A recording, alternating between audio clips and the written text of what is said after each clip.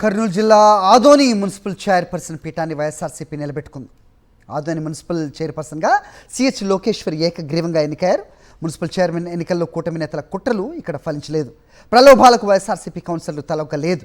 YS జగన్పై నమ్మకంతో వైఎస్ఆర్సీపీకి కౌన్సిలర్లు జైకొట్టారు. సిహెచ్ లోకేశ్వరి ఆదోని మున్సిపల్ చైర్మన్గా ఏకగ్రీవంగా ఎన్నికైనట్టుగా సబ్ కలెక్టర్ మౌర్య భరద్వాజ్ ప్రకటించారు.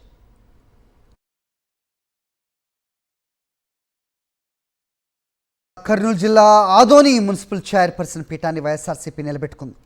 ఆదోని మున్సిపల్ చైర్పర్సన్గా సిహెచ్ లోకేశ్వరి ఏకగ్రీవంగా ఎన్నికయ్యారు.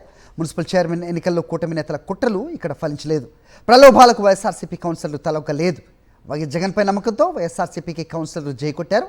సిహెచ్ లోకేశ్వరి ఆదోని మున్సిపల్ చైర్మన్గా ఏకగ్రీవంగా ఎన్నికైనట్టుగా సబ్ కలెక్టర్ మౌర్య భరద్వాజ్ ప్రకటించారు.